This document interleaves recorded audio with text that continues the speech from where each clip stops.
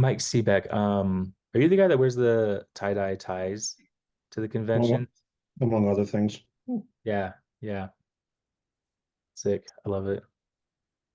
Thank you.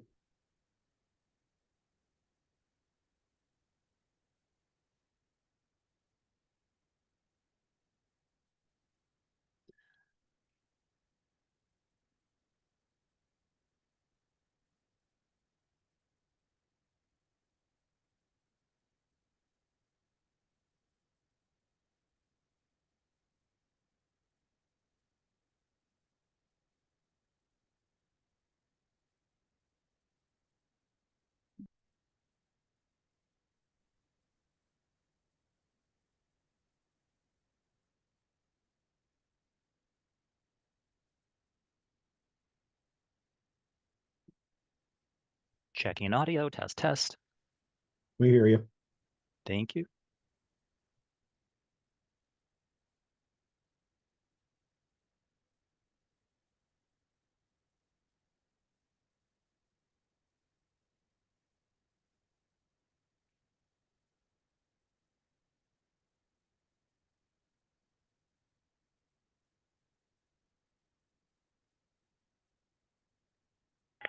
All right, I've called and texted Mark, left messages. He'll either come or he won't. But I guess we can begin. Stand by one moment. This meeting is being recorded. Okay. Okay.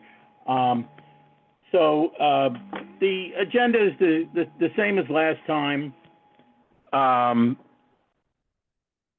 Opening statements by the appellant and then the respondent. The appellant can reserve time, 10 minutes each. Then I've done a random selection. The order, the random order I came up with here is Krawchuk, Seebeck, me, Montoni, Kinsella, Stratton, and Latham, but Stratton's not going to be here. I don't know if Montoni's going to be here. So that's the order. And then there'll be 5 minutes of rebuttal by each of the litigants, appellant going first, respondent going second, and then another round of questioning by the Judicial Committee if they so desire. Mr. Chair, could you repeat that order, please? Repeat the order. Krawchuk, Seebeck, Yep. Arnoff, Montoni, Kinsella, Stratton, and Latham. Got it. Thank you. Okay. Okay. So if let me ask the parties if everybody is present whom they want to be present. Mr. Appellant, that would be, I guess, Mr. McGee. That's Mr. Campbell. I'm sorry, you're right, Mr. Campbell. Mr. Campbell, is everyone you need present? Yeah, I'm here. Okay, and the same for you, Mr. McGee? Mr. McGee is here.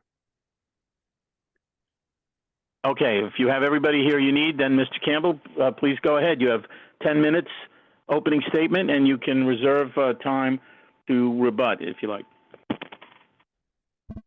Thank you.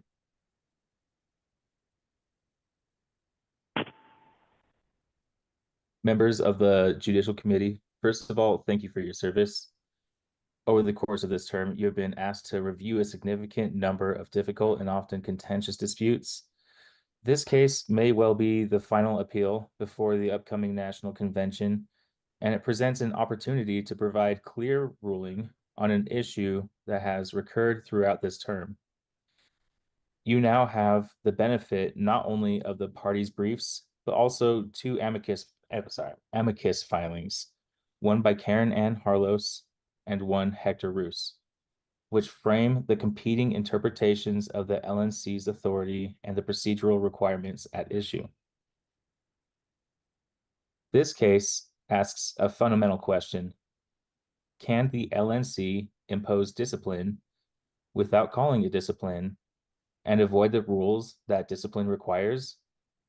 But before reaching that question, there's a simpler one that may resolve the case entirely. Was there valid notice of the June 9th meeting at all?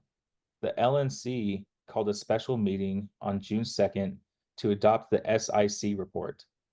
But at that moment, the SIC report did not exist. It would not exist until the SIC met on June 7th. The report was then provided less than 48 hours before the June 9th meeting.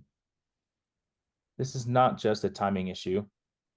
It is a notice failure at its core, because notice requires informing members what they're being asked to consider. And here, the answer is unavoidable. How can notice be valid when the thing being noticed does not yet exist?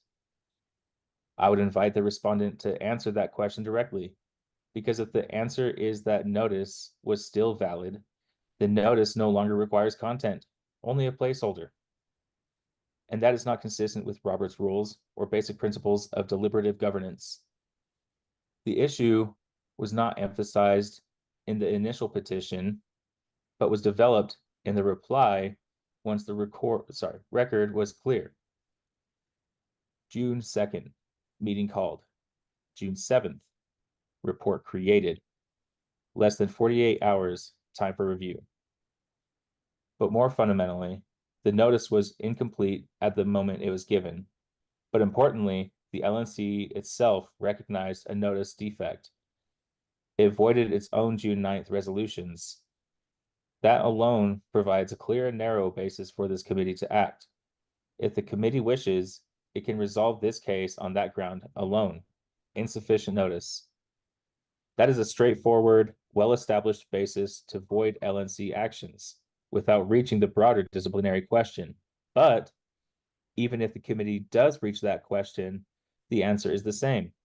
The SIC process investigated alleged misconduct, made findings, declared an individual unfit, and imposed consequences. That is discipline in substance. And it was not done without charges, without notice of disciplinary notice, without hearing. Sorry, it was done, pardon me. The amicus filings illustrated this clearly, using prior LNC examples that the SIC departed from the standard by, taking actions that were not expressly authorized in the motion that created the SIC, such as making recommendations, adjudicating misconduct, and defining it in terms of violations of law, suggested disciplinary measures that consisted of real consequences and not merely opinion. So the committee is presented with two paths. The narrow path, invalidate the action for lack of notice. The broader path, recognize that discipline occurred without due process. Either path leads to the same result. Under the bylaws, the policy manual, and Robert's rules, these actions cannot stand, and they must be declared null and void. Thank you. I reserve my remaining time for rebuttal.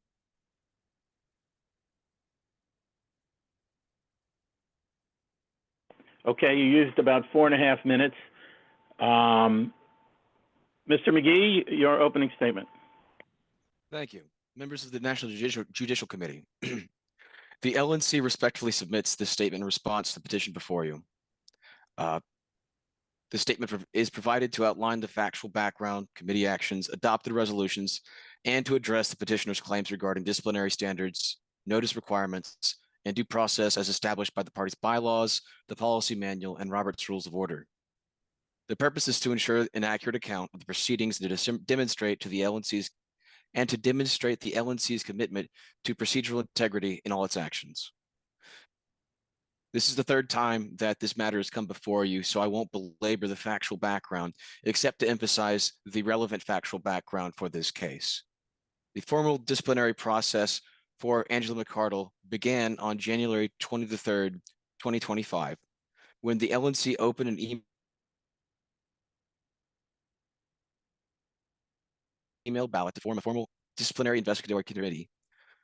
The proposed committee was tasked with investigating the allegations of misconduct against Mr. McCardle. Just 2 days later, on January 25th, Ms. McCardle submitted her formal resignation as chair of the Libertarian Party, a move that significantly shifted the priority of the National Committee's focus.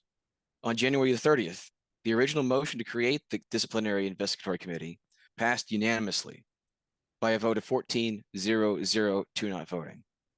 However, on the meeting of February the 2nd, 2025, the LNC recognized the need for a separate inquiry and established a special investigatory committee to examine issues involving conflict of interest and business practices within the committee itself. Shortly thereafter, on February the 10th, a new email ballot was opened proposing to discharge the original Disciplinary Investigatory Committee, arguing its purpose was now moot given that both McCardle's resignation and the establishment of the SIC, the motion passed on February 17th, again by a unanimous vote, this time 13 votes for not voting, effectively closing the original disciplinary inquiry and handing all investigative responsibilities to the SIC. As for the argument from the petitioner that the report did not exist at the time that the meeting was called on June the 2nd, that is not true. The report existed, it just had not been approved. There's an important distinction there. You can't just generate a 100-page report in a couple days. It doesn't happen. The conclusions were already there. It was just a matter of getting the committee members together to adopt it, which they did. All right. So the argument put forth by the petitioner is contingent on the disciplinary and substance standard of discipline. Without it, the entire argument fails. In essence, the argument of the petitioner is that anything disciplinary in substance is in fact disciplinary action under the bylaws, policy manual, and RONR. As such, anything determined to be disciplinary in substance requires disciplinary notice, charges, and fair procedure. Applied to this situation at hand, the argument is that the SIC report and its pertinent resolutions were disciplinary in substance, and thus their adoptions were disciplinary actions requiring disciplinary notice, charges, and fair procedure. The thesis of the disciplinary in substance standard is set forth by the petitioner is that discipline is determined by substance, not label. The implication is that the National Committee is using mere semantic labels to get around disciplinary requirements. By implication, the petitioner is manufacturing the intent of the committee. Discipline is determined by procedural instrument, not by a vague notion of substance. RONR provides specifically for disciplinary and non-disciplinary actions. The National Committee has adhered faithfully to using the correct procedural instrument. While Mr. McCardle was on the National Committee, the priority was to pursue disciplinary action. Once Ms. McCardle resigned, that priority explicitly shifted. The SIC report, however harsh, is not the same thing as disciplinary action. It is merely the sincere report of the committee members who spent months trying to get to the bottom of the situation.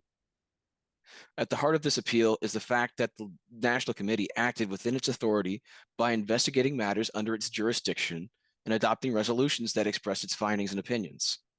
After Ms. McCardle's resignation, the LNC received the SIC report and passed resolutions stating that her conduct fell below the party's expected standards. Importantly, these resolutions did not impose any formal disciplinary sanctions such as suspension or expulsion, nor did they revoke any member rights that would trigger a disciplinary process under the bylaws, the policy manual, or Robert's Rules of Order. The petitioner's characterization of the LNC's actions as disciplinary in substance is imprecise and rhetorical. Ironically, terms like de facto penalties, functional disqualification, and repackaged discipline are mere flourish without meaningful substance. The petitioner further mischaracterizes the LNC response to manufacture a concession. In Section 7 of the petitioner's reply, the petitioner asserts that the LNC admits uncertainty regarding what protections apply to members and quotes a truncated fragment. It is unclear whether a general member of the party would be entitled to the same member rights. This is misleading and a misleading presentation of the record. The full quote in context reads, based on the argument provided by the petitioner, it is unclear whether a general member of the party would be entitled to the same member rights and disciplinary procedures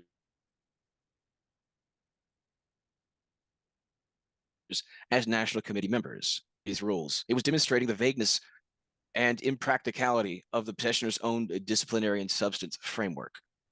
The petitioner's selective quotation distorts the National Committee's criticism into an admission. No such concession was offered.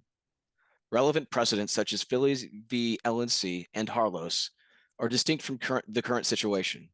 In those cases, disciplinary processes and member removal was central, whereas in McCardle's case, she had already resigned, and the LNC's resolution served only to record its conclusions about past events and issue a non-disciplinary censure. Therefore, the factual and procedural contexts are materially different, supporting the LNC's position that its actions did not constitute disciplinary measures requiring formal procedures. If the Judicial Committee were to accept the petitioner's vague disciplinary and substance standard, the National Committee would be hamstrung in its ability to address or even comment on conduct it finds concerning, unless it initiated a formal disciplinary trial. Since the LNC does not have the authority to impose formal discipline on party members, that's a power reserved specifically for National Convention delegates, this standard would force the LNC into silence whenever it discovers potential wrongdoing among National Committee members. Members that I remind you are charged while in office to uphold fiduciary duty to the party. Such an unreasonable standard would not only restrict the expression rights of the party's elected leaders, but also violate the LNC's governing rules, as it would prevent them from even voicing their opinions or findings in response to misconduct. The LNC has a fiduciary duty to safeguard the party's reputation, finances, and integrity. Under the petitioner's framework, the LNC faces a no-win scenario. If it investigates and expresses concern, it risks being accused of imposing de facto discipline without due process. If it remains silent, it fails in its obligation to the party's membership. Historically, the LNC has published negative reports and issued censures, such as in the cases involving former Chair Joe Bishop Henchman and Assemblyman John Moore, without these actions being considered disciplinary in substance or requiring formal trials. These precedents illustrate that strong expressions of opinion or findings have not previously been treated as disciplinary actions necessitating procedural safeguards. In conclusion, the LNC asserts that its actions following Ms. McCardle's resignation, specifically the SIC investigation and its resolutions, were permissible expressions of opinion and not formal disciplinary measures. The petitioners claim that these actions were disciplinary in substance and thus required no discharges and due process under party rules is challenged, with the LNC emphasizing its adherence to proper procedural instruments and distinguishing its actions from disciplinary precedents. The LNC argues that accepting the petitioner's vague standard would restrict its ability to fulfill fiduciary duties and express concerns about misconduct, ultimately undermining the committee's governance and integrity. Past cases, including negative reports and censures, demonstrate that strong opinions or findings have not been treated as disciplinary actions requiring formal procedures, supporting the LNC's position in this appeal. I welcome the questions of the committee.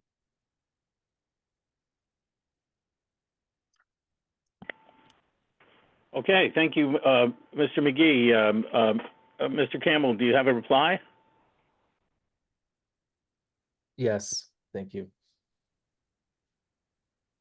I don't think that it is without substance that the SIC findings were punitive in nature. Things like censures are punitive and they require formal hearings.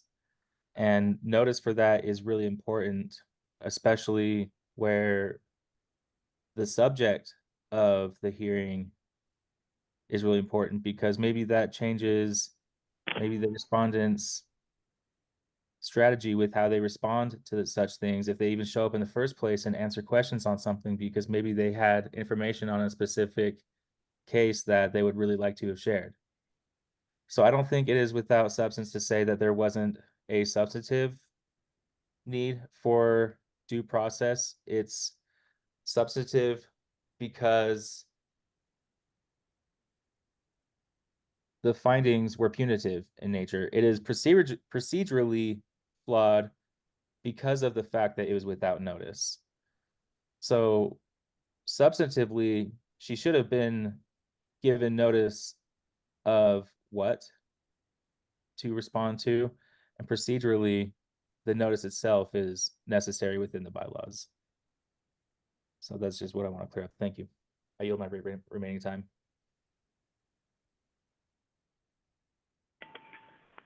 Okay, thank you, Mr. Campbell. Questions by the Judicial Committee. First up, Mr. Krawchuk?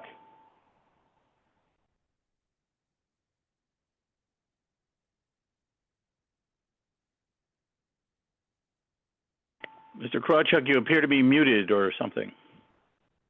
Can't hear you. Cannot hear you, Mr. Krawchuk.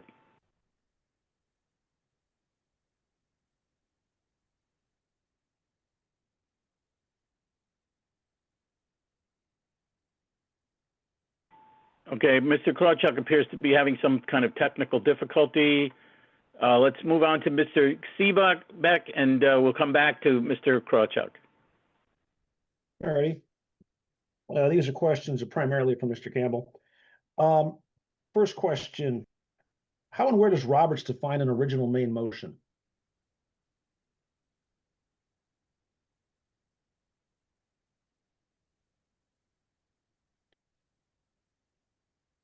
An Mr. original main motion. An original main motion. I mean, I can start going through the contents here and start looking for that, but I don't know the Robert's rules that well back off the top of my head.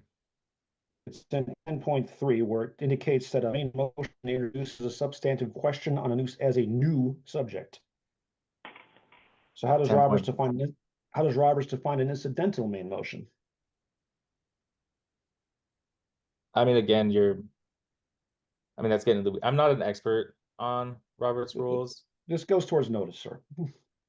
Right. 10.4 indicates that a main motion is incidental to or relates to the business of the assembly or its past or future action. The recommendations from the SIC, were the original main motions or incidental main motions, and why?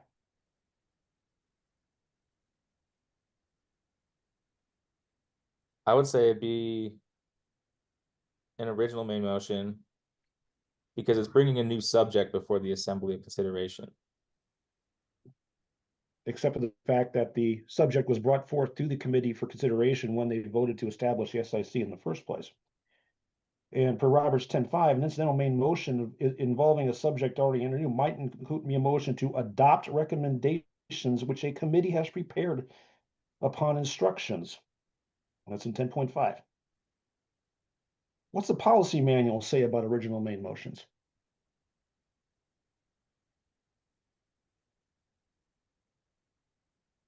I think a big piece of this hinges on the fact that the respondent even said the goal of this shifted from when she resigned to being more disciplinary in nature. So it's really just a matter of timing here. That's not answering the question. What does the policy manual say about it? About the notice for original main motions? The policy manual says that that original main motions require previous notice. Correct. What does it say about incidental main motions?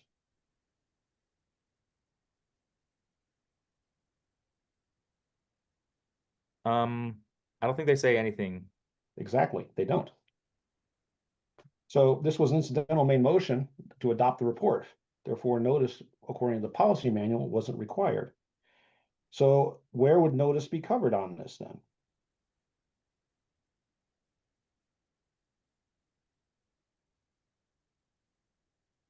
The SIC report was an original main motion because it departed from its original authorization. Did it? Because the original motion had to do with establishment of the SIC to examine issues of ethics and practices of the actual entire LNC. And they did that because the report also included information regarding a couple other LNC members, including Mr. Ford. The actual application for notice is in Roberts 9.15, and that's where it says that notice is included in call of the meeting, but it doesn't preclude the consideration of privileged motions or any specific or other motions that may arise in connection with the transaction of such business or the conduct of the meeting. And that this requirement, this is 9.16, that business transacted at a special meeting be specified in the call should not be confused with the requirement that previous notice of a motion be given. Although the call of a special meeting must state the purpose of the meeting, it doesn't need to give the exact content of individual motions to be considered.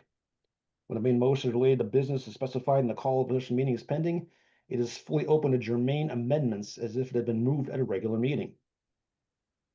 So again, what does Roberts say for notice from incidental main motions?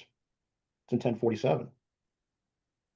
Unless the rules require full text of a motion, a resolution, or bylaw amendment be submitted within the notice, only the purport need to be indicated, which is a statement of purport and must be accurate and complete. Right, but the original notice was for investigations, not for discipline. Did not the committee do investigations? They did investigations and then discipline. No, they did not. They recommended things. They did not impose anything. And as a nature of the committee, it is their job to make recommendations or to propose resolutions. They proposed recommendations for which the LNC acted on. And that was crystal clear in the wording of the SIC itself.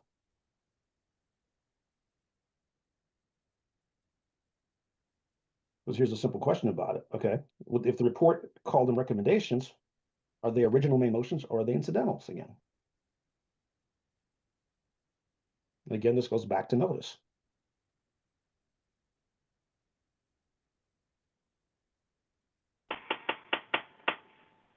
I think just substantively, really what I want to hammer here is that the motion to adopt the SIC report was an original main motion because it departed from its original authorization.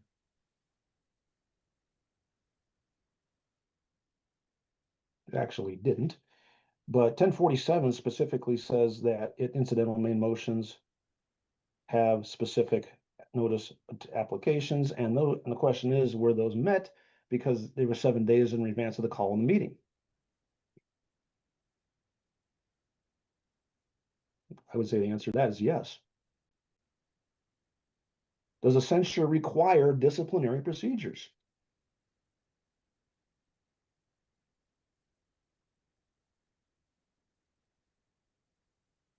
Mr. Campbell, you're muted. Sorry, thank you. Not if the censure were the only option. Or sorry, opinion.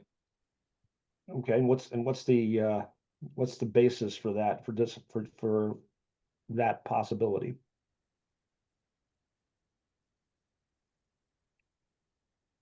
I'm sorry, you mean like the basis of the censure? No, you said it doesn't have to be, it would need disciplinary procedures if there were other options besides censure, if I heard you correctly. I think it just depends on the content of the censure. All righty. Roberts 39.7, it touches on this very clearly. It says, except as may be necessary in the case of a motion of censure or a motion related to a disciplinary procedures, a motion must not use language flex on the member's conduct or character, et cetera, and so on. Also, 61.2 footnote 1, which I know that Mr. McGee mentioned in his LNC response, it's also possible to adopt a motion without formal disciplinary procedures, which is what happened in this case. So here's the next question. What happened to Joshua Smith in 2022?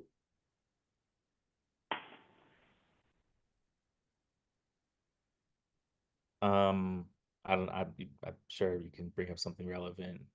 He I'm was sure censured by the LNC without a disciplinary process. I'm Some sorry. members, he was censored by the LNC without disciplinary process. Some of the current members of the LNC are still there when that happened. So there is precedent, not requiring a disciplinary process. Did Ms. McArdle resign prior to the SIC report being adopted? Right. And then the focus of the SIC shifted, as was stated earlier. And the motion of censure can express opinion, but once it says that a disciplinary conclusion does it triggered due process protections. Was McArdle still on the LNC at the time that the recommendations were adopted? No, Then what due process requirements or the bylaws and the policy manual came into play?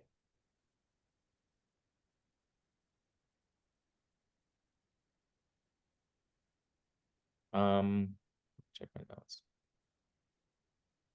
Are you asking for like what rule? Yes.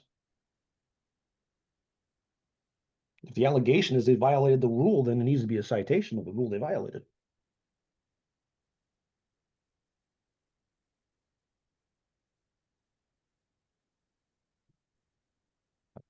Second.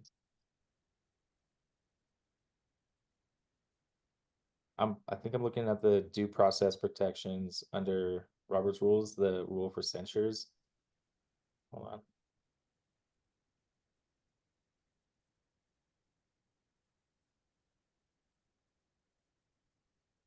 Except we've already covered that, and I asked about the policy manual of the bylaws.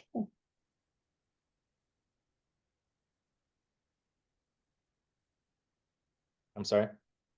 Except I asked about the bylaws and the policy manual, not Roberts. Roberts we already covered with 61(2) footnote 1. Right.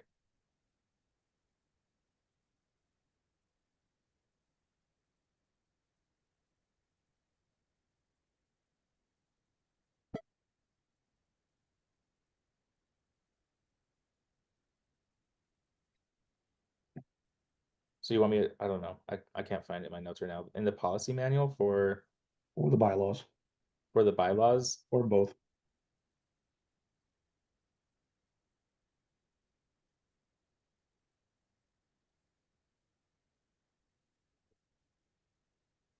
I mean, if it's not covered, hold on, I'm just looking. If it's not covered, it would have to revert to Robert's rules. Hold on.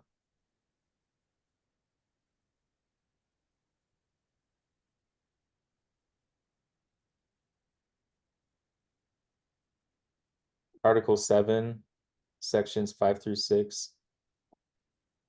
And the bylaws article under 16. And policy manual subsections 101.4, 107.2 through 5. Under the Libertarian Party bylaws, special rules of order, and the party's adopted parliamentarian authority, disciplinary actions include censure, suspension, expulsion, and other sanctions that formally condemn a member's conduct or restrict a participation or eligibility.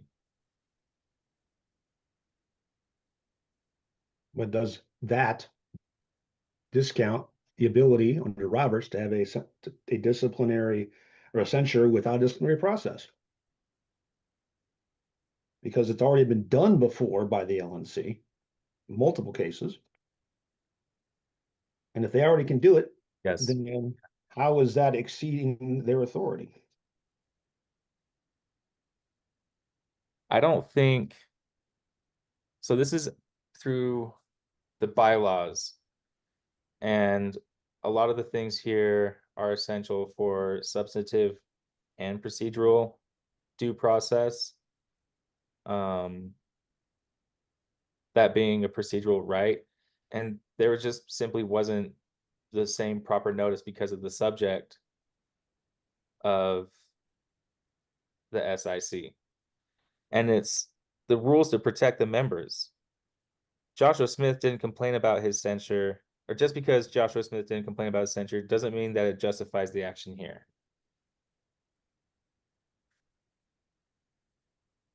Maybe it does, maybe it doesn't. Let me ask you one more question.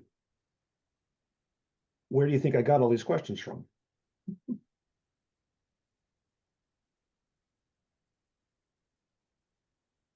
No idea. My previous opinion in this case, specifically paragraphs 41 through 68. It's a good idea when you guys do your research on these cases, if there's a previous opinion or opinions, that you read them, because you might find that what's already there already answers your questions. That's all from me, Mr. Chair. Okay, thank you, Mr. Stiebeck. Mr. Krawchuk, have you fixed your technical issue? Maybe yes, maybe no. Can you hear me? We can hear you. I can hear you. All right. Well, it's half fixed. I don't have video. I only have audio. All right. Close enough. You won't see me making faces at you. Okay. Mr. Campbell, just a question. Did you write that appeal? By myself, no, I had a lot of help, but I put it all together. Just needed help with like the bylaws and stuff like that. But yeah, I wrote it. Okay. Well, regarding the bylaws, outside of a convention, what is the authority of the Judicial Committee? I'm sorry? Outside of a convention, what is the authority of the Judicial Committee? What can we do? I think you guys can do a lot of power. I mean, you guys have a lot of power here. You can follow whatever policy you guys want to present here. I mean, you guys have a lot of power. Well, what actions can we perform? I mean, specific, it's hard to enumerate line item by line item. Is like, are you looking under the bylaws? Like, because I mean, what we're looking for is avoiding the action of the LNC that violate the bylaws. Okay. All right, because outside of a convention, that's pretty much all we can do is to nullify a decision of the LNC. I have in front of me your prayer for relief, the things that you wanted to. Number 1, declaratory relief. Declare that the challenge actions were disciplinary in substance. Sir, we don't do that. We don't give any kind of declarations or anything. We only nullify decisions of the LNC or not. Mm-hmm. Which is why I was asking why was that in there? I mean, maybe a Hail Mary. This is something that I feel is necessary to hash out here with the JC, because I mean, if the JC is looking at, just with doubling down on prior readings, whatever, you can do that. Or you can look at the fact that this is just a procedure, a due process issue that is like really the crux of what bylaws are supposed to do. We're supposed to play all by the same rules. And if the first notice that was given is about investigatory committees, and then actual discipline in substance was handed down, and a potential respondent wasn't given the kind of notice that maybe, hey, you should come look at this, I think it's really important to have some sort of opinion. I mean, I guess like some sort of opinion that procedure will be followed, and that could be like administrative. Okay, it's beyond our authority to just go and declare stuff like that. We can choose to veto something, and internally we may discuss something like that, but it's outside the scope of our powers. Next one, number 2 and number 3, a partial veto and full veto. Again, what we do is we will nullify decisions of the LNC. I did not see the decisions listed in your appeal. I checked out the footnotes, and there are all kinds of motions that are in there. Some of them seem germane, some of them didn't. Are we supposed to pick and choose which ones we nullify? Why did I miss seeing the list of what you want, specifically what you want it nullified? I'm sorry, where are you looking? Well, I'm still under your remedies requested, numbers 2 and 3, a partial veto and a full veto of those resolutions or directives that purport to impose disciplinary action. And again, my statement is when I went through your appeal, I did not find a list of those decisions that you want nullified. And I went, and you had a bibliography there at the end with all the different minutes and everything. I went and looked at them, and there were a lot of decisions in there. And I really came away saying, which one should we nullify? Are we supposed to guess? Do we pick and choose? How are we supposed to know what to nullify?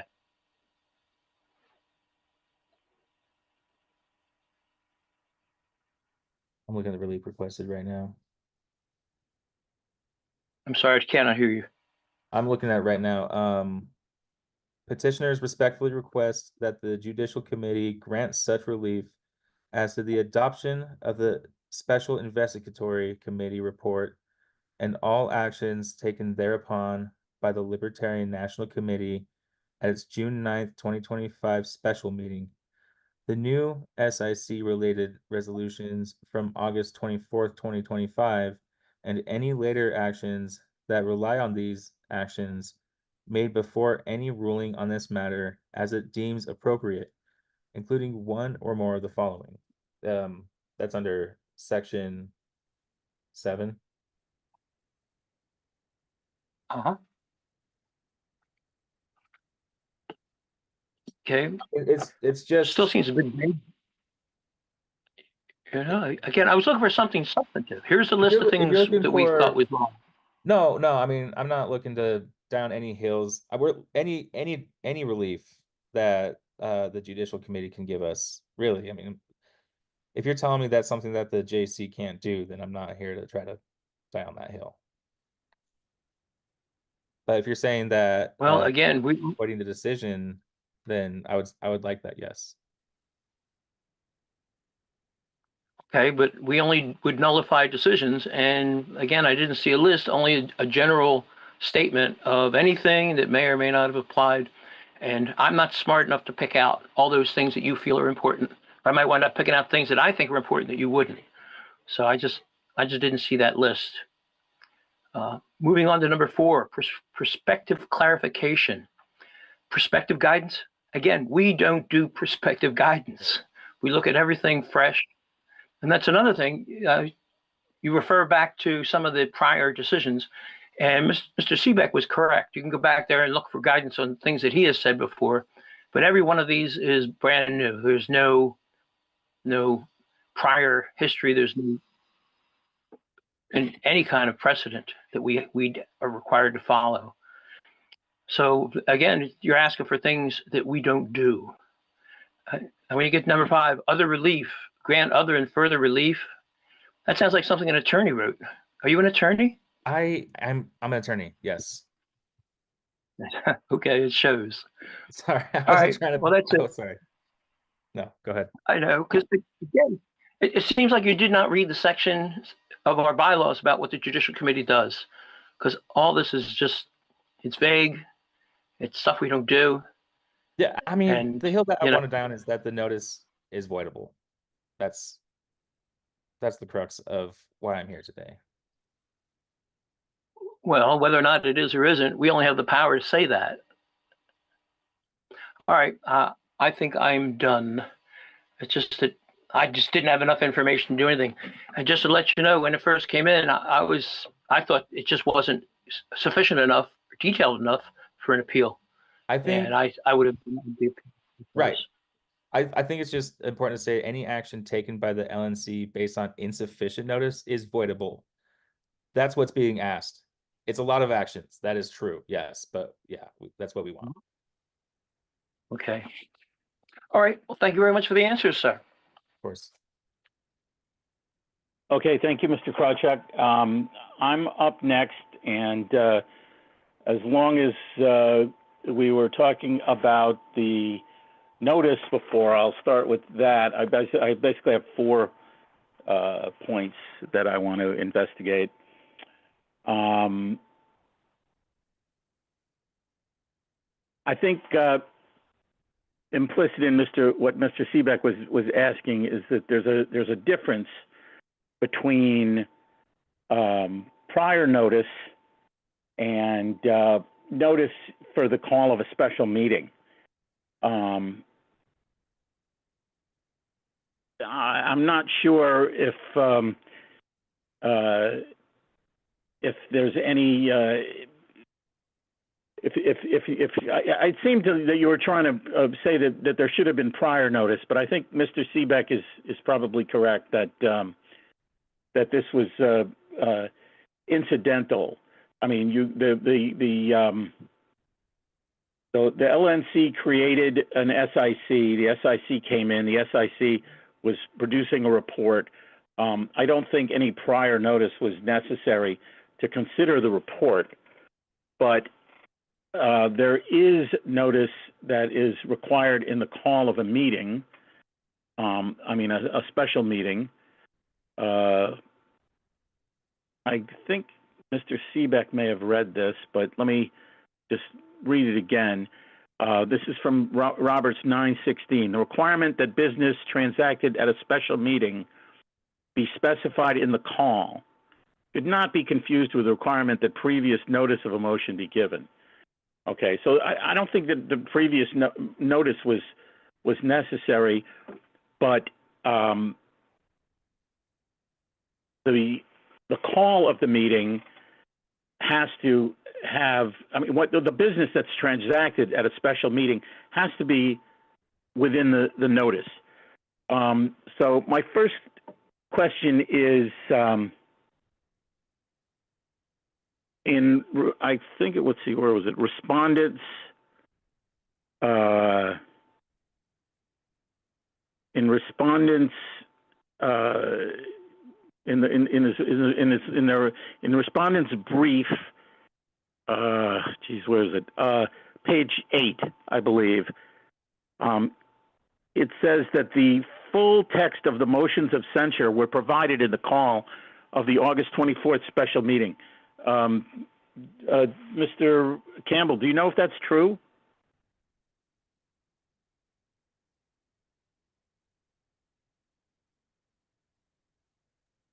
I'm sorry, page 8 of the respondents. Of the respondent's brief, let me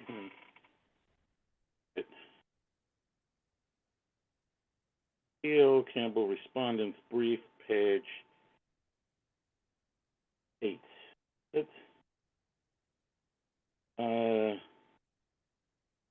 It says here, it's the second to last paragraph before the conclusion. Regarding the ultimately adopted resolutions, right, and these are the resolutions regarding the alleged wrongdoing by Ms. McCardle. The full text of the resolutions was provided at the call to the August 24th special meeting in Chair Nikhil's response to Mr. Bowler's point of order. Do you dispute that? Or do you admit that the text of the resolutions that were adopted at the August 24th meeting were in the call of the meeting? I'm sorry, if I may ask to clarify, dispute what specifically? This statement in respondent's brief. Respondent is alleging here that the full text of the resolutions that were voted on the August 24th meeting were in the call of the meeting, right? At the August 24th meeting, resolutions were passed, this is my wording, condemning certain actions by Ms. McCardle. Those resolutions were voted on at that meeting. Was the full text of those resolutions provided in the call for the meeting? I dispute that the disciplinary nature of the report was disclosed, or that the disciplinary nature of the report was disclosed. Like, I'm not talking. It would be disciplinary in substance. I'm not talking about the report. I'm talking about the motions that were voted on. The report was adopted in the June 9th meeting, correct? The motions were voided by point of order. In the June 9th meeting. Yes. Okay. Okay, what about the August 24th meeting? Was there another meeting? Was there a second meeting on August 24th? Yes. And at that meeting, were those same motions that were voided in the June 9th meeting, were those same motions again put forward in the August 24th meeting? They were not the same motions. But They weren't. depending on the report. The motions of the motions censuring Ms. McCardle. You're saying there were no motions censuring Ms. McCardle in the August 24th meeting?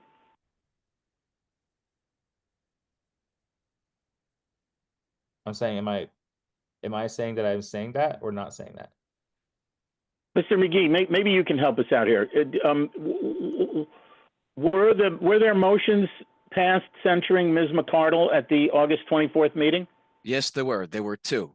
While the wording may not have been the exact same as the ones past the June 9th meeting, they were resolutions similar in nature, but with different wording. Yeah, right. I agree. They did censure, but not in the same way. Thank you. Okay.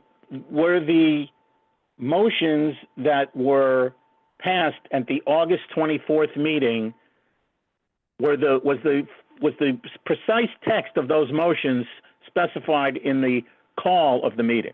Yes. Mr. P? They yes, absolutely. Specifically in response to Mr. Bowler. In fact, I posted that in my factual background in my brief. If you scroll back up to pages 3 and 4 of my brief, you can see the exact wording of Mr. Nikela in response to Mr. Bowler. And the full text of both resolutions is present. Okay. Mr. Campbell, do you agree that the full text of the motions that were passed, and by the way, Mr. McGee, those motions were passed at the August 24th meeting, is that correct? That is correct, sir. Okay.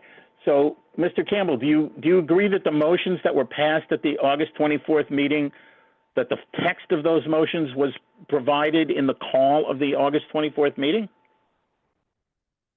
You concede that, or do you dispute that? Let me look at my notes here. I mean, if you want me to look at that right now, yeah, hold on. Sorry. You know, it's all right. Let me just ask you this. Would you concede that there is no failure of notice if the text of those motions that were passed at the August 24th meeting were in the call of the August 24th meeting? Follow that? If they were in the call of the August 24th meeting? Yes, I mean, this is a factual question. Either the text of the motions that were passed at the August 24th meeting were in the call of the August 24th meeting, or they were not in the call. Would you concede that if they were in the call of the August 24th meeting, that notice was satisfied, or do you think there is some other basis for questioning the notice in this case? The August 24th resolutions were in the call of the meeting, but they can be voidable still. On what basis?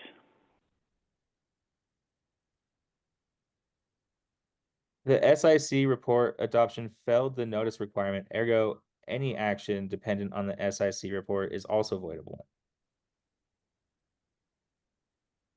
Well, okay.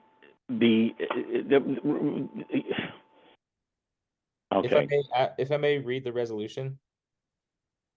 I mean, I'm not sure that's true. I mean, if you're saying that they had to, that without the SIC report, the LNC can't pass a motion of censure?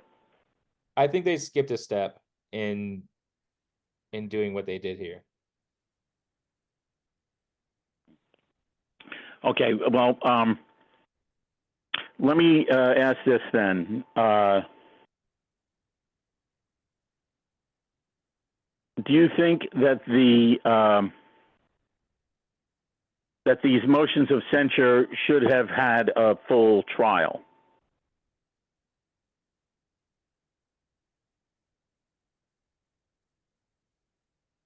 Yes, You trial. hold that Yes. that Yes. that a trial was required in this case. Yes. Yes. So based on that, so basically you're saying that they can't pass these motions of censure without a full trial. Well, so we're talking about the August 24th resolutions. If I just may read them into the record here. If you like.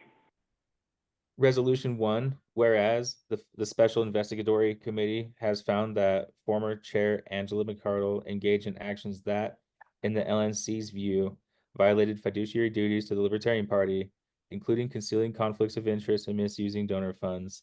Now, therefore, it be resolved that the Libertarian National Committee censures Angela McArdle for conduct in violation of the fiduciary duties and ethical standards expected of party leaders.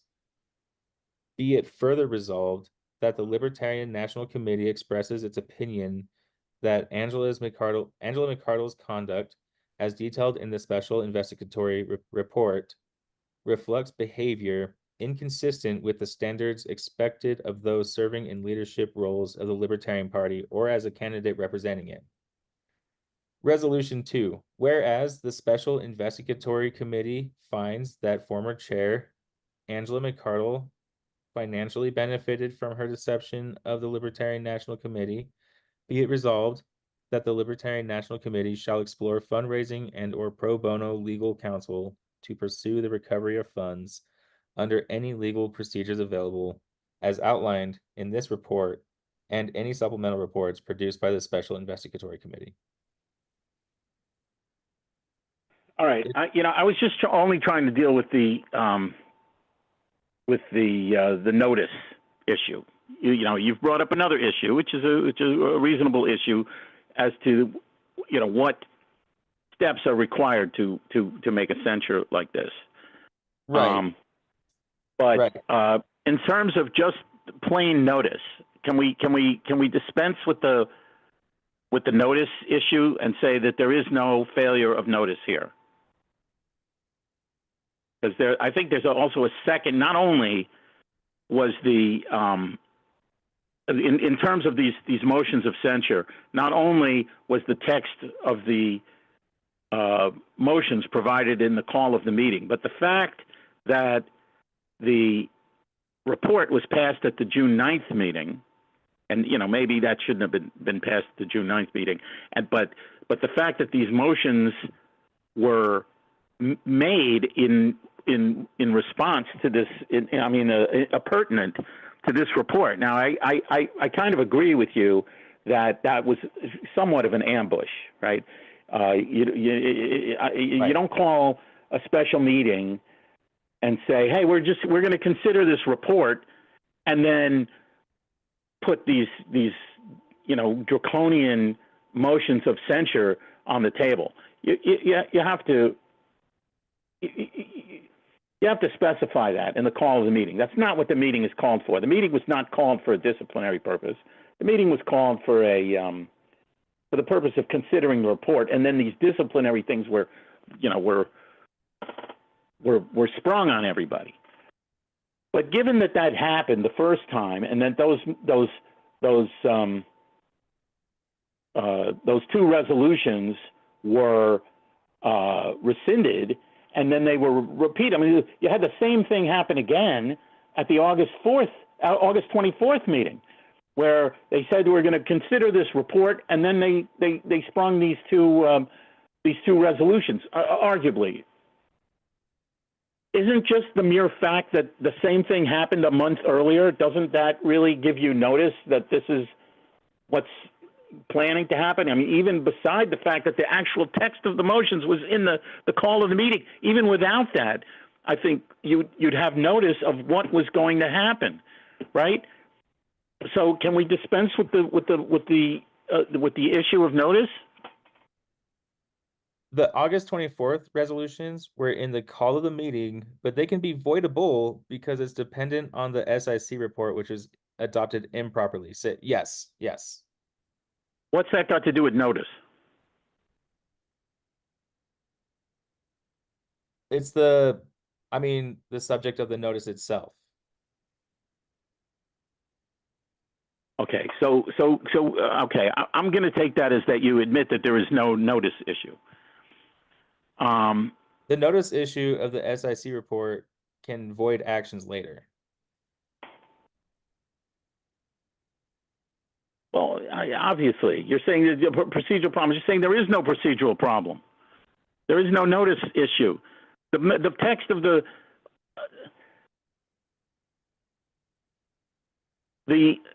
first meeting, the June 9th meeting, there was notice of the report, right? We're going to consider this report. There's no notice issue. Everybody knew that that a report was created. Everybody knew that the SIC itself was created and that the SIC had a report, and everybody's expecting the fact that they're going to consider a report. That is fine notice, I would think. I don't see what the problem is. Isn't if you say we're going to consider the SIC report, even if the report hasn't been created yet, the SIC report is, you can even say it, the SIC report, which hasn't been created yet, it's going to be available in a couple of days. We're going to be considering adopting that report at the next meeting. Is there something wrong with that notice? That the report hasn't even been created yet? Yeah, if you say we're going to be created, the report's going to be created. It's going to be created 2 days before the meeting, and at this meeting we're going to be considering adoption of the report. Is there a problem with that?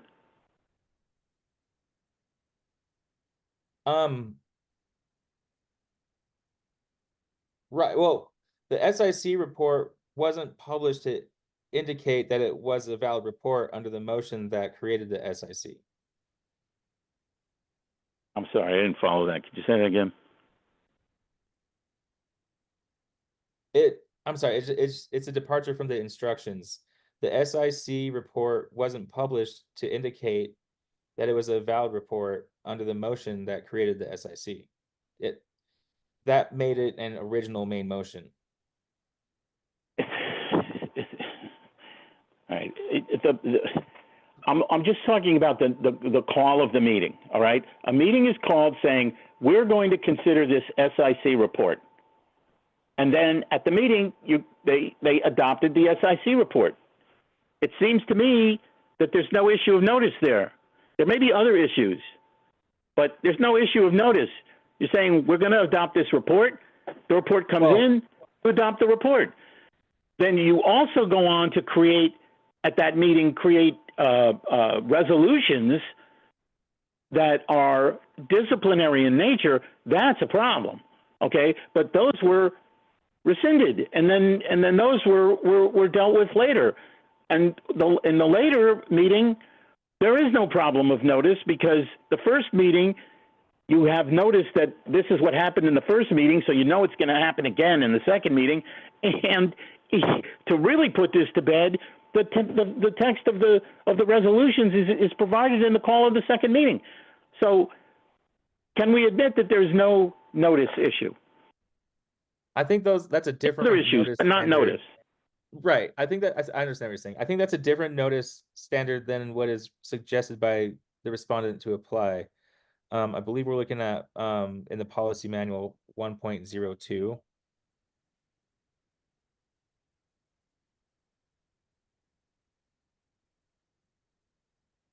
The call violated the previous notice requirement in 1.02 of the policy manual. Okay. I'll call your attention again to Roberts 916. The requirement that business transacted at a special meeting be specified in the call should not be confused with a requirement that previous notice of a motion be given. Those are two different types of notice. I don't believe that there was any necessity for I think I understand previous notice of these motions. Right. Well, so I mean, Robert's rules is available for when we don't have any idea what to do here through LNC or whoever or bylaws, but this is cleared up in the policy manual, right, which supersedes Robert's in this moment because we have clarification from. Okay, I'd like to move on. I think you're not applying the rules properly. The previous notice is not really at issue when you're talking about a special meeting. That's only, it says that that previous notice is necessary if the rules require it. There's no rule requiring previous notice for these things. I So believe that also, doesn't. sorry. Okay, I'm going to move on. I spent way more time on this than I wanted to. Yeah, oh, of course.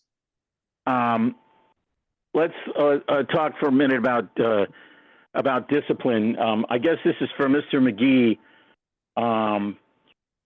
Would you say? Do you think can you really say with a straight face that these censure motions are not disciplinary? In the context of Roberts, yeah. Yes. There's a very specific distinction between what a disciplinary process is and what it isn't.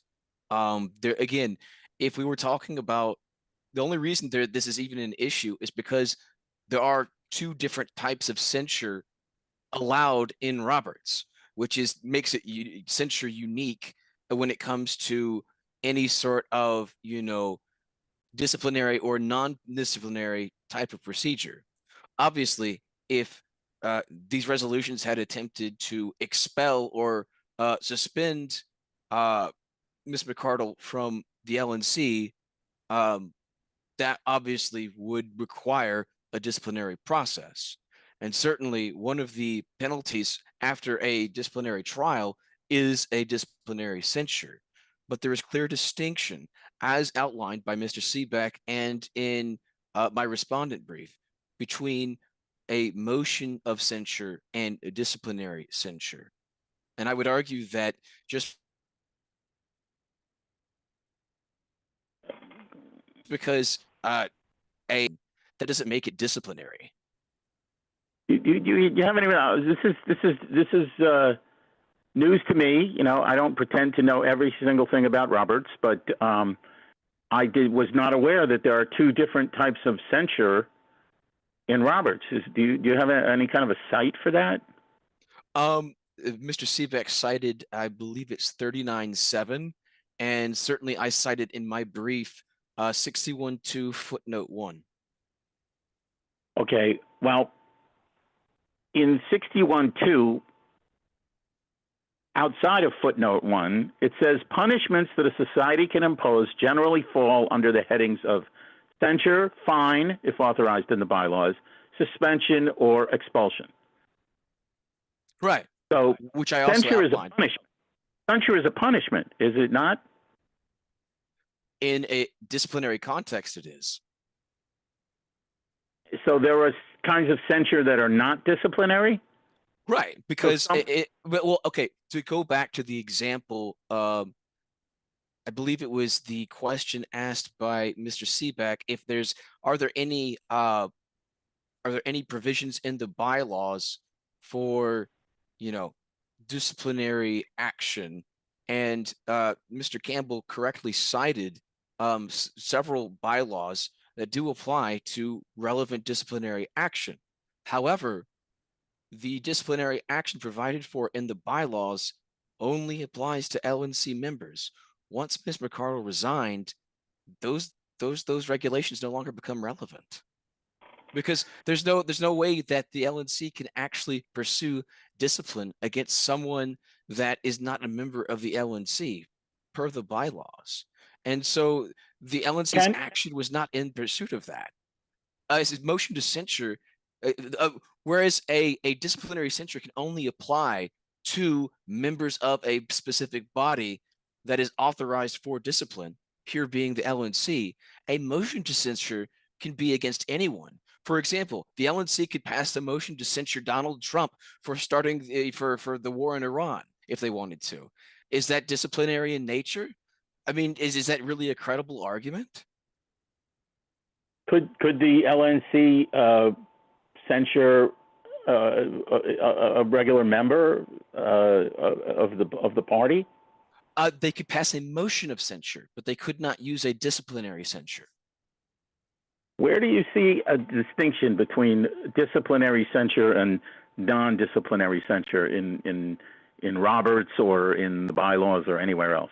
It's pretty clear from 39.7 because there is a distinguishment between, let me pull up 39.7 for you just to try and make this clear.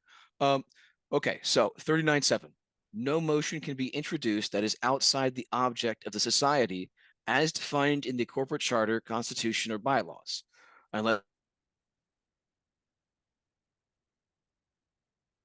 by 2/3 vote, the assembly agreed in the case of a motion to censure, a motion of censure, or a motion related to disciplinary procedures, a motion must not use language that reflects on a member's conduct or character, or is discourteous, unnecessarily harsh, or not allowed in debate. So this is a specific carve out in Roberts for motions of censure that is distinct from disciplinary censure as laid out in section 61. So you think that the LNC would have the authority to censure a member of the party who is not a member of the LNC? A motion of censure. There's no grounds for the LNC being able to actually pass disciplinary censure. Disciplinary censure is distinct from a motion of censure because it does require a disciplinary process. Under Runner 60, section 63, as I outlined in my respondent brief. All right. So you maintain that there are two different kinds of censure: a disciplinary censure and a non-disciplinary censure. Correct. Okay. Oh, that's interesting. I never heard of that, but something I'll have to look into. Okay.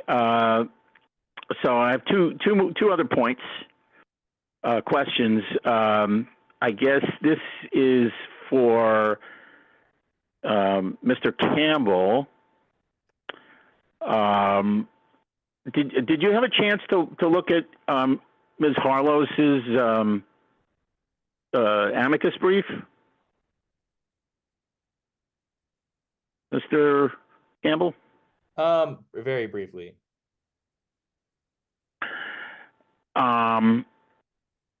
Well, she made some actual good points about bringing up. Would you say that this case is any different from the last case? I mean, how is this case? Are the facts in this case any different from the last one we decided? I mean, in other words, does it make sense for the JC to allow the same case to come before it again and again and again? Are we saying that the disciplinary actions have any teeth or no teeth? Then I feel like. What, you want to go back to the previous discussion? Well, I mean, is this All right. real? Or is this not? Are there any teeth to this action? If Angela came back tomorrow, joined the LNC, would there be any repercussions from this? The facts are different between my appeal brief and my but I don't know. I'm not. That's not really not a question that's being posed here. So I'm not sure. The facts are different between my appeal brief and my reply brief. It asks for different relief than past cases. No, I'm saying that there was a case. Roos brought this same. Mr. Roos brought the same case to us a few months ago, and now it's before us again. Why weren't the arguments that you're making today brought up during the Roos appeal? Why was my later writings different from my earlier? Why didn't you bring these arguments up? You made an appeal recently, right? This appeal that we're hearing today. Why did you not bring these arguments up when Roos made his appeal? I think that's probably a question for Mr. Roos. No, it's a question for you. Why didn't you say, you know, oh, I see Mr. Roos is making this appeal. I have some issues about this too. Let me join Mr. Roos in his appeal, or let me file an amicus brief or something. Why did you wait until the Roos appeal was decided, and now you're bringing a new appeal based on exactly the same facts? Why did you mention these facts last time we considered these facts? Right?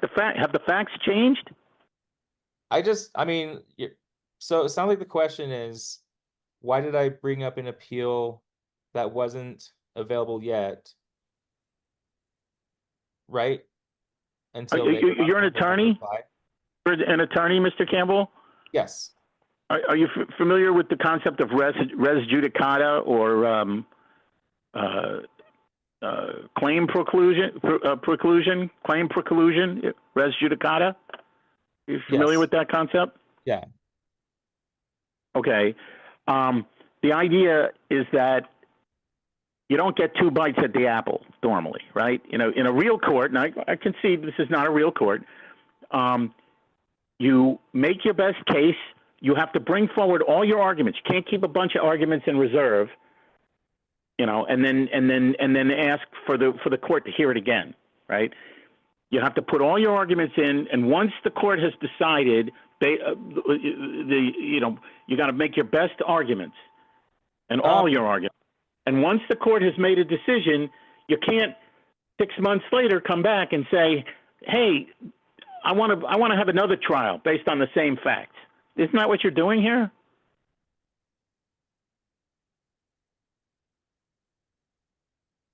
I mean, well, no. But also the LNC is governed by the bylaws and the rules. If you're asking about res judicata, I mean, we got to talk about parties and facts, and I mean, if you want to apply like a legal standard, that's one thing, but we're talking about bylaws here. What we're talking about here is a factual situation. People, Mr. Roos and others, did not like the fact that these resolutions were passed and that this report was passed, and he brought a case to void these resolutions. Now, 6 months later, you're bringing exactly the same facts to us, but with a different theory, a different legal theory. Right. Should that be allowed? Would that? If you're saying that it's a different. Doesn't that open? Yeah. I'm sorry? If you're saying we're talking about a different legal theory, yes, and also the facts are not all the same. I mean, they're not. What facts are different?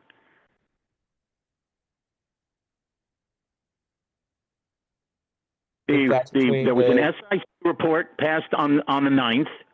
You feel that on June 9th, you feel that SIC report was should not have been passed for, right? And you wanted that Mr. Roos wanted that SIC report voided, and I don't think resolutions of censure were passed on August 24th, and Mr. Roos wanted those voided. Aren't you asking for exactly the same thing, or it's based on the same factual scenario?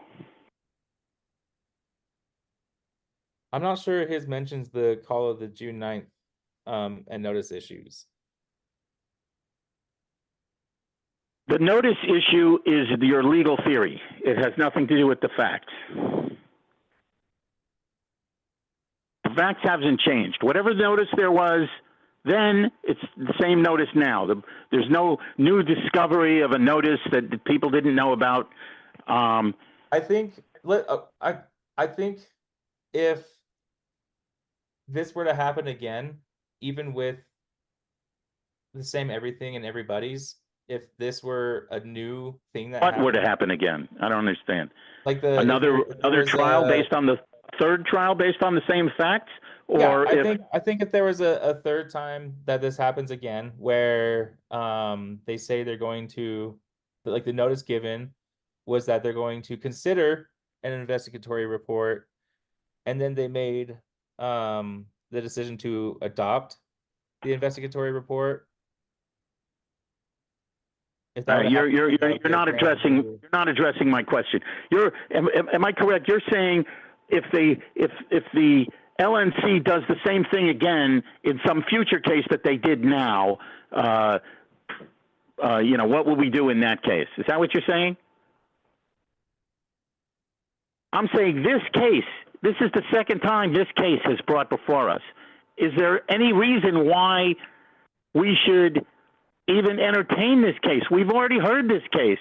These same exact facts came before us 6 months ago. Why should we hear exactly the same things again? Exactly the same facts. We've already heard these facts. Why would we listen to these facts again? I think this one thing was obviously highly contentious, and it's gonna rustle a lot of jimmies. And I think there's a lot of different ways to look at this one thing that happened. I mean, there's different variables to this one end conclusion. So you're saying that here in the Libertarian Party, people should get 2 bites at the apple, as they say. You should get, if you bring a case before the Judicial Committee and you say, I don't like what the LNC did, I'm going to bring this case. If you don't get the answer you like, if the Judicial Committee rules for the LNC, then you could just come back again 6 months later or 4 months later or the next day and again say, Judicial Committee, we want you to hear this case again.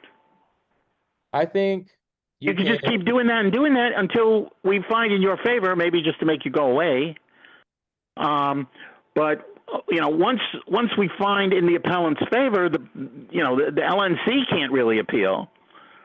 So, I mean, isn't this just a way to if we allow you to prosecute this appeal, which is based on exactly the same facts that were prosecuted 6 months ago, doesn't that open the door to perpetual appeal after appeal after appeal of the same issue until?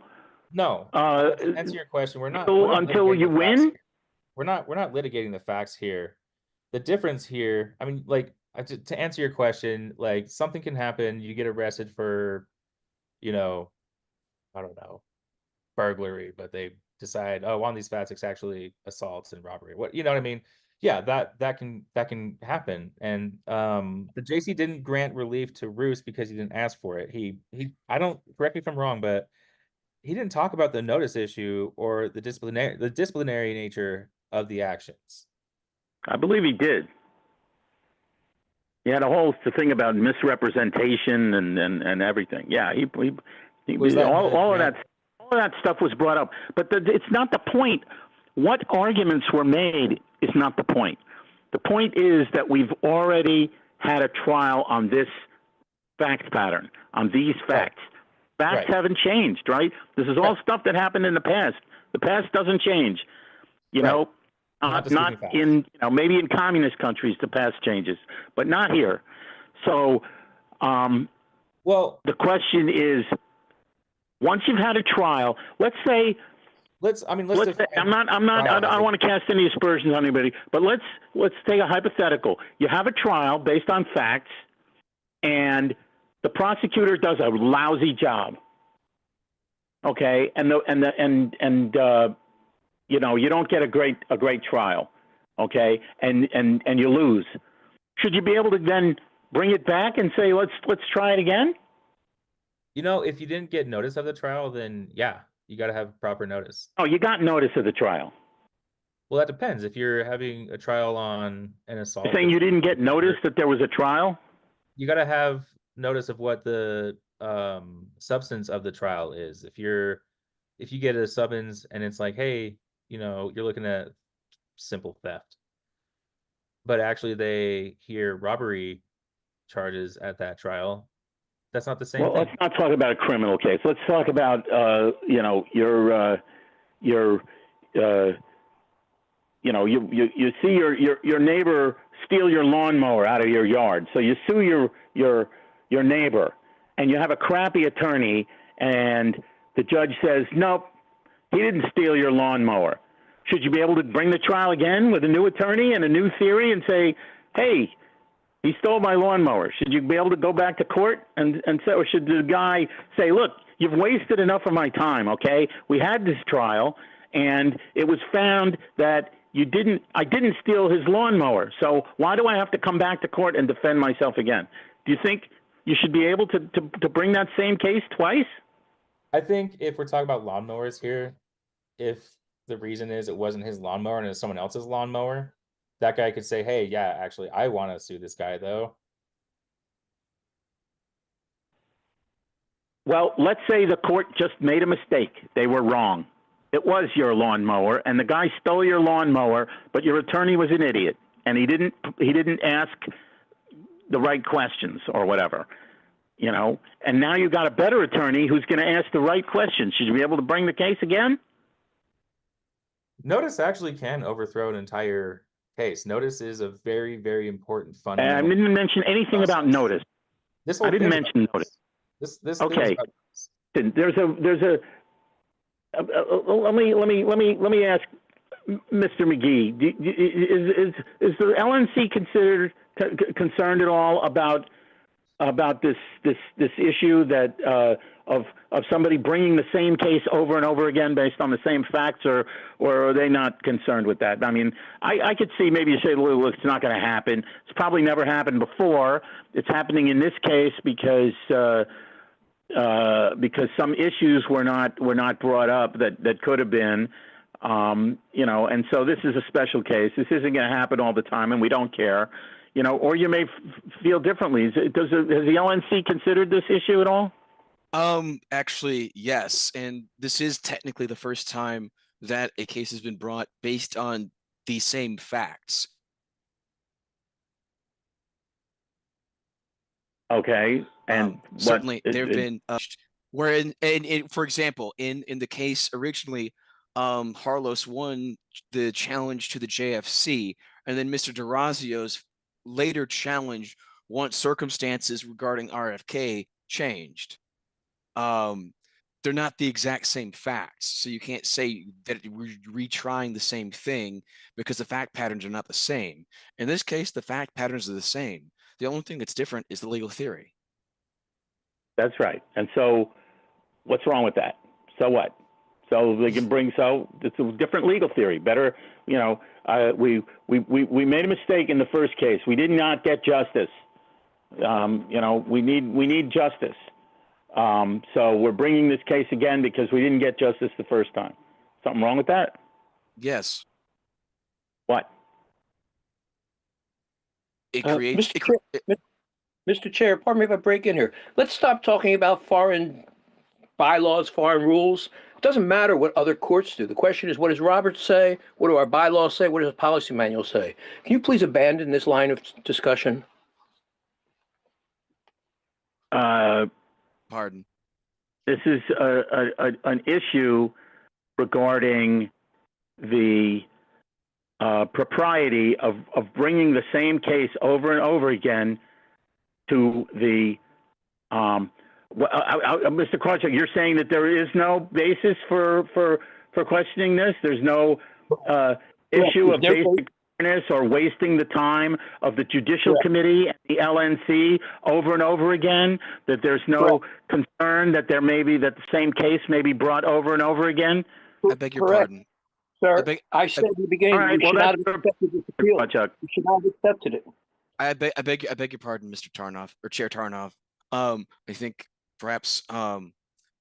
Krawczyk only has about another half hour that he's available, and I think that may be why, you know, he's not inclined to continue this line of questioning. All right, I'm gonna. Who said that, Mr. McGee? Okay, I'm gonna move on to my last issue, if I can remember it. Yes, I would call your attention to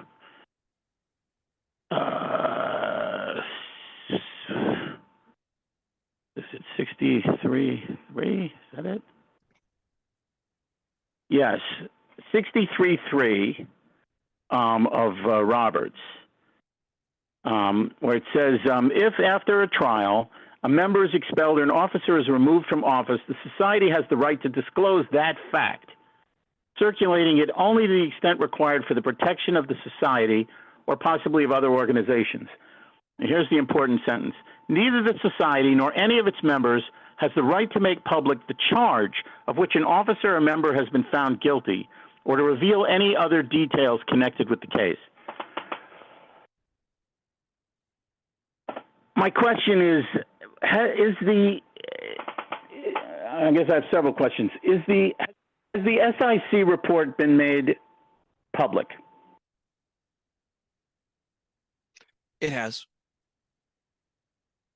To the entire world or just to the LP membership? My understanding is it's public. Public. And what about the motions of censure, the 2 or 3, I forget how many there were, motions of censure describing pretty serious allegations against Ms. McCardle? Have those also been made public? I mean, they're in the minutes. They're in the minutes, and anyone in the world can look at those minutes. They're on the lp.org. Yes. The short answer is yes. Okay, so what would you say about this second sentence here in 63.3? Neither the society nor any of its members has the right to make public the charge of which an officer or member has been found guilty, or to reveal any other details connected with the case. This presupposes. Don't you feel that you have violated that by publicizing these very serious charges against Ms. McCardle? Again, this presupposes, in fact, Ronner 63 entirely presupposes disciplinary action. As I've already outlined to you, these motions of censure do not constitute disciplinary action and therefore not subject to Ronner 63. Well, do these motions constitute a finding by the LNC of wrongdoing on the part of Ms. McCardle?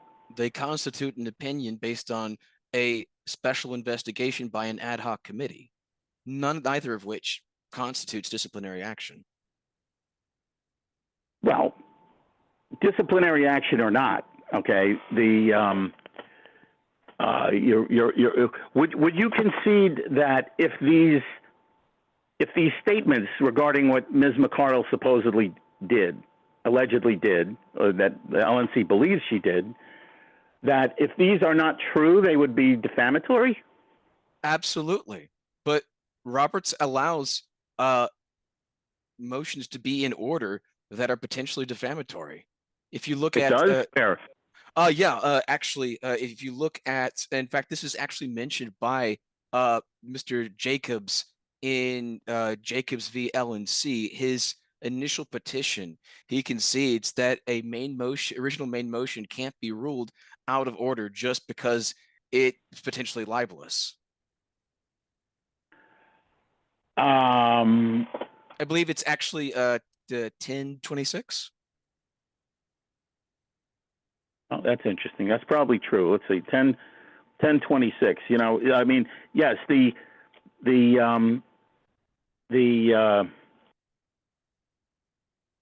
body has the right to do things that are illegal or defamatory, but it just says here that neither the society or any of its members has the right to make public the charge of it. I mean, if after a trial and a person has been found guilty of something, you can't reveal what they did, why can you reveal what they did without a trial? Well, that has to do with the actual Ronner 63 process as a whole. In general, if you read if you understand the disciplinary process, the actual act of preferring charges or forming a committee to investigate, a disciplinary investigatory committee, is supposed to be, per Ronner, done in executive session so as to not expose a society to potential legal liability. However, our bylaws, specifically Article 715, precludes us from being able to make any such decision in executive session. Therefore, our bylaws necessarily preclude us from being able to protect our society from legal liability through a disciplinary investigatory committee. Well, These let's issues, say Ms. McCardle had a trial, yes, all right, and was found guilty of these charges. You're saying, and these motions, and the penalty was going to be these motions of censure, the exact same motions that were passed. Are you saying that those motions could be ruled out of order because of 63.3, but the fact that she didn't have a trial means that the motions cannot be ruled out of order? I think, Or could those motions be ruled out of order? If she had had a trial per Section 63 and the penalty imposed was these exact motions of censure, could those be ruled out of order? under our current bylaws, no. They could not. But that has nothing to do with Ronner. If our bylaws didn't interfere or supersede that provision in Ronner, you would hypothetically be correct. But that's not the way 715 reads. We're not allowed to make any decisions, any sort of decisions like applying a penalty. That's why in the trial of Karen Ann Harlos, while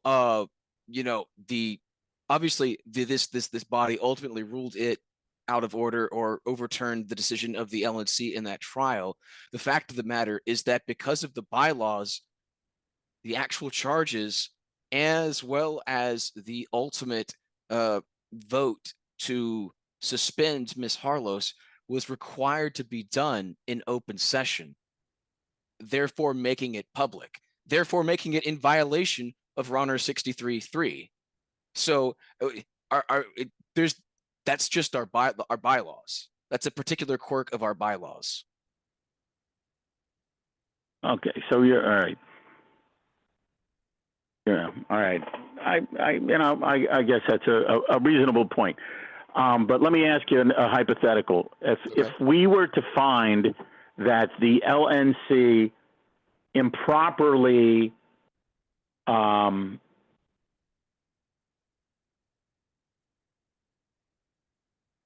publicized facts about Ms. Harlos, about Ms. McCardle, beyond the fact, there's no question the LNC has the absolute right to say Ms. McCardle is something like, Ms. McCardle has been censured for inappropriate activity as chair or improper financial whatever, something vague like that. But if the Judicial Committee were to find that the way these motions are worded, that it was not proper for the LNC to release that information to the public, what would be an appropriate remedy for that? That's a vague hypothetical. It depends on what the basis for the JC ruling that is.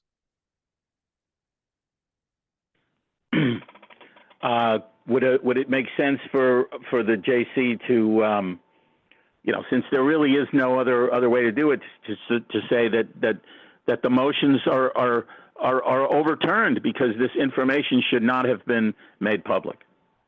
Would that is the reason that wouldn't make sense?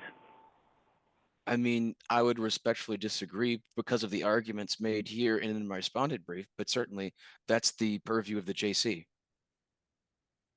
Okay, I'm done. Is Mr. Montoni here? Did Mr. Montoni ever come? He has not. I don't believe he is. Okay. Mr. Kinsella. Yeah. I have nothing much to add.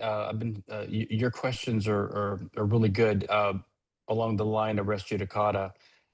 I guess I would just comment that I personally don't think it's appropriate for the JC to admonish members for knowing something about the law.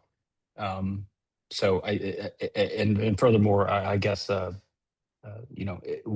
JC member's opinion that there's no res judicata doesn't mean we're all bound by that. We have different opinions about how to rule according to justice and interpreting the bylaws. So that's all I'd say there. Okay. I believe Mr. Stratton is not here. Mr. Latham, do you have any questions? I do not for this round, Mr. Chairman. Okay, well, that concludes the questioning by the Judicial Committee. The litigants now will have 5 minutes each for rebuttal, beginning with Mr. Campbell. Thank you. I think just overarching, just to kind of answer a lot of like the lines of questioning, this is a judicial committee that is hearing this based off of the bylaws and justice. Under the bylaws, I'm looking at policy manual 1.02.1. One, previous notice, an LNC member may satisfy the requirement of giving previous notice of their intention to introduce an original main motion at the next session by announcing this intention at the previous session in the presence of a quorum, providing an accurate and complete statement of purport with such notice to be taken note of the minutes, or sending the complete language of the motion to the entire LNC by email at least 5 days prior to the session. This being an original main motion because under Robert's Rules 1052, the motion to adopt the SIC report was an original main motion and subject to previous notice under the policy manual 1.021, because under 1052, a motion to adopt or accept a report or the recommendations of a standing committee prepared on the committee's own initiative and dealing with a subject that was not expressly referred to the committee, however, is an original main motion. Now, at the close of this case, the issues are, I hope, clearer and narrower than they first appeared.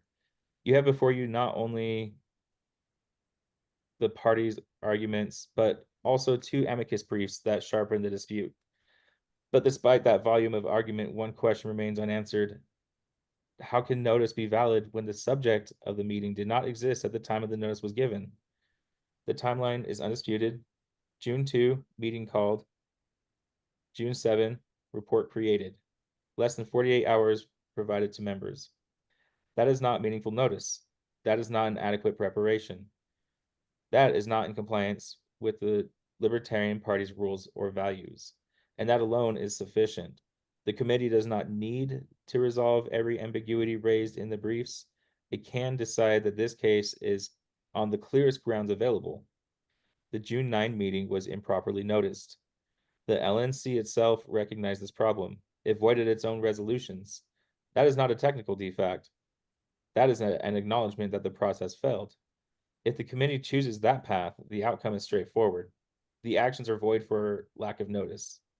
But even if the committee looked beyond notice, the same result follows. The SIC process investigated, found misconduct, declared unfitness, and imposed consequences. That is discipline. And yet, no charges, no notice, no hearing. The respondent and the Harlow's amicus attempt to rely on ambiguity, but ambiguity cannot eliminate rights. It must be resolved in favor of protecting them. And the examples discussed in the amicus filings confirm the line. LPNH, investigation without discipline. More, opinion without discipline. SIC, discipline without process. Ultimately, the committee does not need to choose between these theories. It can choose clarity. It can choose the simplest and strongest ground. The notice was insufficient. And if the committee wishes to go further, the record supports that as well. Under Article 7, Section 12, if an LNC action if an LNC action contravenes the bylaws, it must be declared null and void. Here, the notice was defective. The process was deficient, and the result is clear. These actions must be declared null and void. Also, I hope this helps too, but let's see. A point of order on the same continuing breach may be raised at different sessions. That is the standard of why appeals on the same or similar facts can be brought. The JC accepted a second appeal on the JFC, and at least asking for consistency is requested. Thank you. Okay, thank you. Mr. McGee, your rebuttal.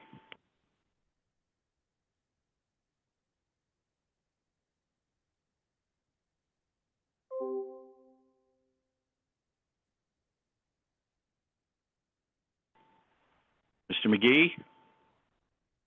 Sorry. I would like to note for the record that this is the third time I've had to deal with the misreading of section 1.02.1.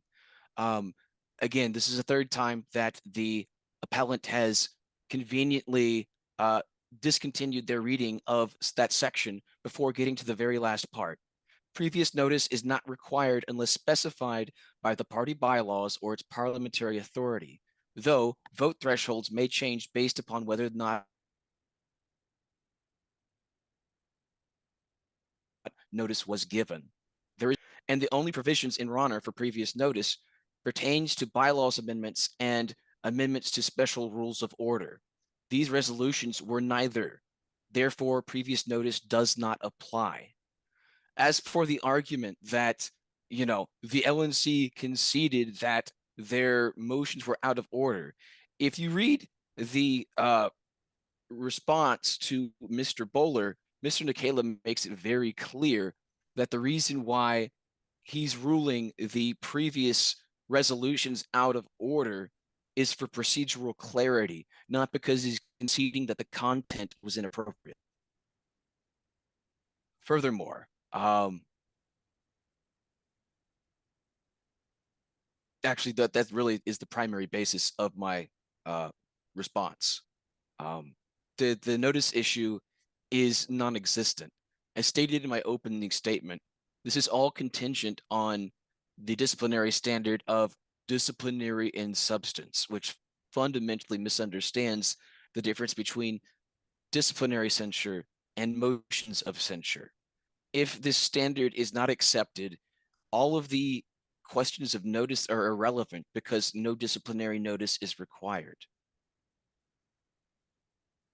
Thank you. Okay, thank you. Do any of the JC members wish to ask further questions? Mr. Krawchuk? I am clear, sir. Thank you for everything. Mr. Seebeck? Yes, I have one last question. This is for both Mr. McGee and Mr. Campbell. Is the LNC expressing an opinion by resolution a disciplinary procedure? No. I'm sorry, what was the question? Is the LNC expressing an opinion by a resolution a disciplinary procedure or action? Only if it's limited to opinion. That's all I have. Okay, I have no further questions. I assume Mr. Montani is still not here. Mr. Kinsella?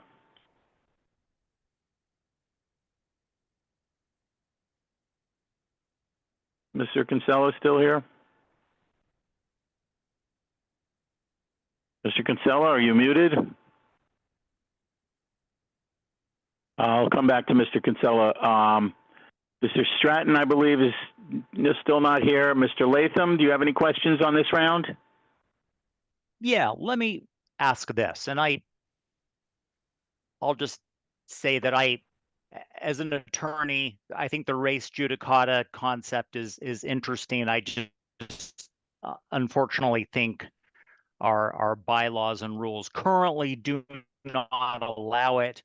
it would be interesting maybe to construct a rule. Maybe we need to raise the petition threshold for these kinds of things. I think of someone who's a party member who may want to bring up an issue to the Judicial Committee, and they have to confront this kind of very confusing legal doctrine that could be arbitrarily kind of invoked, where a Judicial Committee, maybe not all the members are law trained, say, it kind of smells like what we did earlier, so we're not going to this time. So I think interesting to ponder, but it actually does get me to another legal concept, but hopefully it's I'll express it or put it out there in a way that is understandable to the layperson. So, Mr. Campbell, are you familiar as an attorney with the concept of harmless error? I would need more context on contractually, judicial. And maybe you're muted. Oh, can you hear me now? Okay. And I don't mean to play gotcha like I think some of these questions have been. Yeah, I heard you, and I heard you say no on harmless error. And kind of the concept is, even if everything you say is true, so what?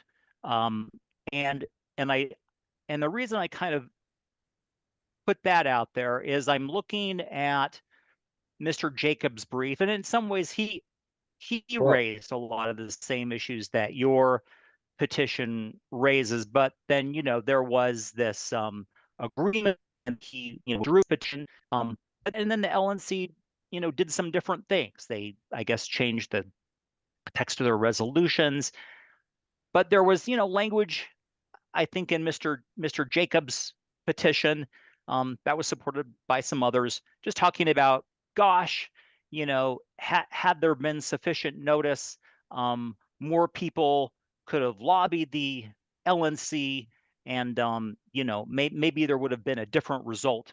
So, but that's missing from your petition. So when you're talking so much about notice, I guess I'm trying to figure out, how was the petitioners, the signatories to your petition, how was anyone prejudiced by, I think what everybody admits was there in the LNC to consider it, and then passing the resolutions they passed.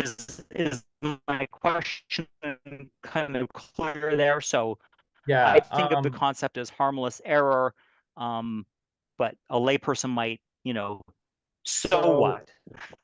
I mean, so harmless error, there's different factions of belief of application of harmless error. I mean, if you're talking contractual versus judicial, this being the Judicial Committee, if we're gonna go to where are we land, a harmless error would actually be a great reason to overturn a decision.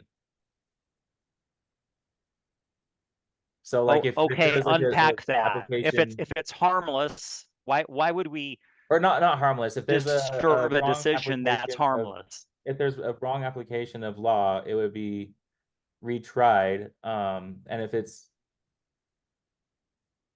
off of like the judicial, like they would be allowed to remand it if there was something that's important to fix for like the case law. Does that make sense? It's like they might remand something really quick. Well, it does, but I don't think you're grokking the concept of harmless. If nothing changes, if nobody was harmed by the say inappropriate notice problem. Define harm, though. I mean, then why do this again? Define harmed, though. She was named in say it, right? Wasn't that part of the? But she testimony given is that she was mentioned on the website. Let's assume that Ms. McCardle knew that.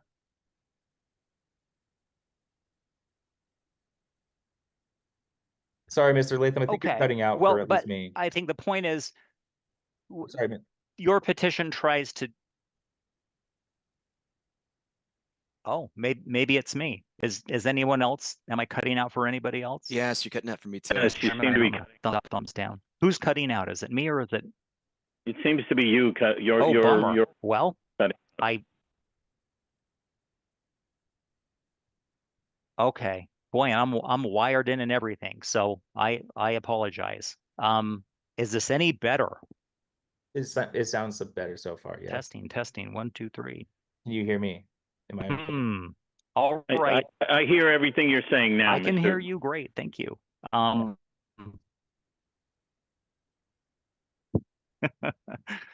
Okay, sorry, and I am getting that notice off and on that says the connection's unstable. So I think where again the harm, what prevented Ms. McCardle or others in support of her cause from lobbying their August action? Well, I guess if they knew better what they were actually going to be doing, if they're just considering the investigatory report, okay, you guys can talk about this. But if they're giving notice that they're going to adopt the special can't talk. We're 2 hours in this investigatory committee report, that's a different conversation. I could see wanting to skip out on we're going to talk about it to we're going to adopt it. Those are two different things. Well, what about the resolutions? I mean, the resolutions were out there in June, and there were just slightly different resolutions in August. So, I mean, again, how was one side prejudiced? The threshold matter here is when we get Because I think in Mr. Jacobs. Oh, go ahead. Sorry. No, I think that's what Mr. The question in harmless error is kind of does an error substantially influence the fairness of a proceeding? And so I just, come back to the question of how, maybe that was the case when Mr. Jacobs filed his petition, but then, the problem was addressed by the LNC, and so a month and a half goes by, and then the LNC has issued a notice of concern.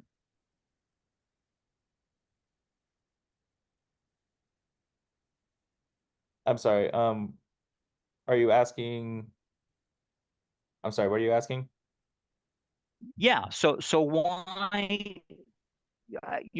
you're saying if notice is bad, then everything that comes after it is bad. Right. But again, the concept in harmless error is, okay, so what? It's not now just a 2-day gap, it's a month and a half gap. And I mean, are you claiming that people were surprised as to what happened in August? I don't want to talk about what people be surprised in hearing about. I just think that if the notice were different, maybe there would be an actual quote unquote trial where the parties could be present to hear from the witnesses and examine and cross-examine if we're talking trials. I know this is much more informal. But, Okay, well, but you're assuming it's problematic if there's a trial. Of course, there was not a trial, and I think the LNC's position is that this kind of censure is not deserving of a trial. So just, regular non-disciplinary censure. What's the harm in the month and a half notice? So my perspective here is that the LNC didn't commit a harmless error. There was harm to members, that being plural. And the LNC makeup changed between February, June, and August. But what that doesn't mean that they can continue business based on actions that were improperly noticed or were improperly disciplinary matters.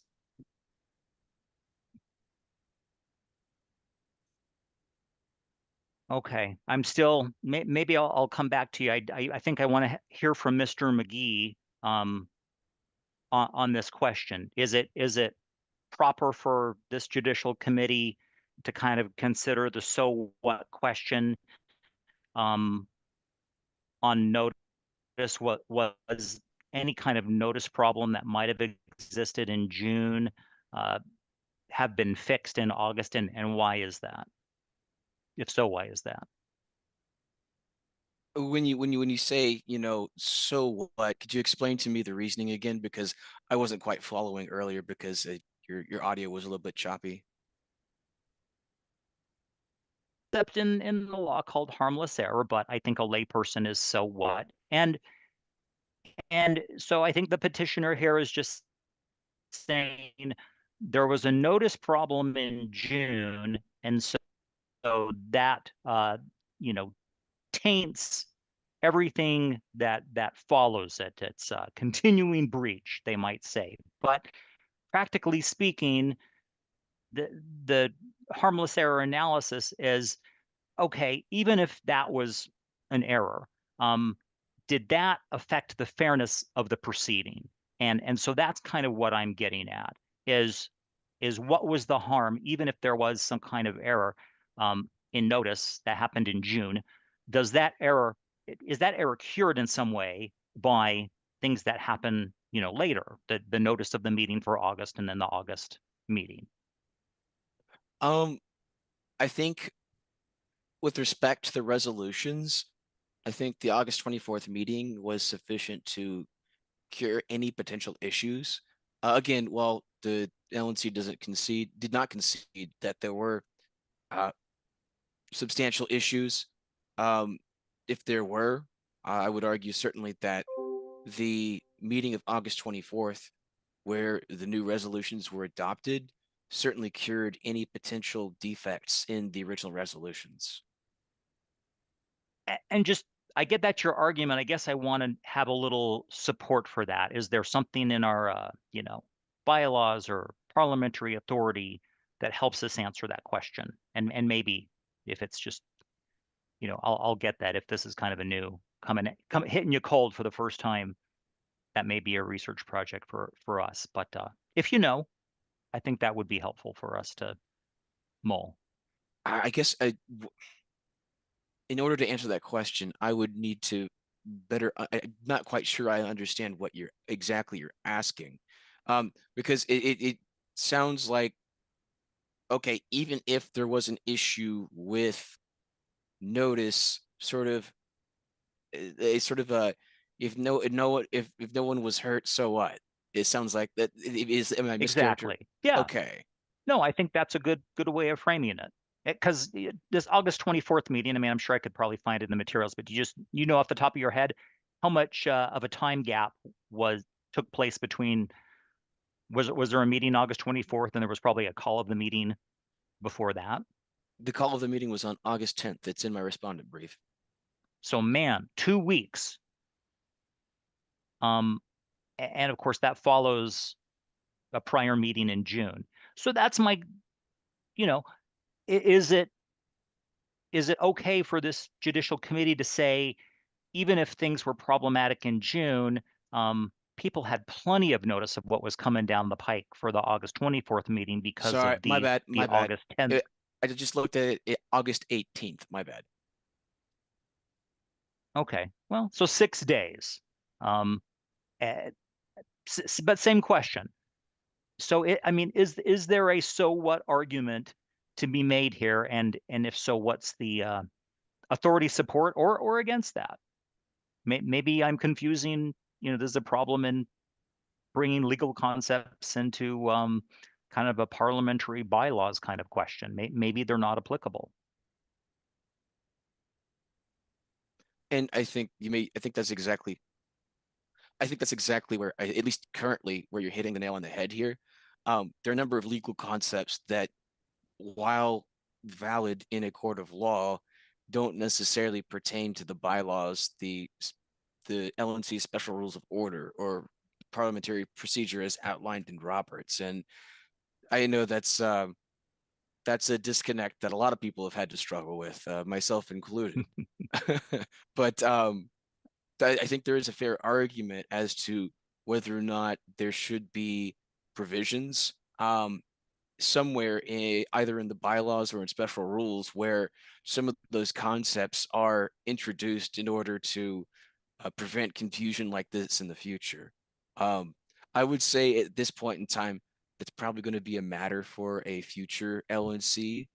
But what I will say is that, you know, I understand where you're coming from, and I think there's definitely potential for addressing that in the future.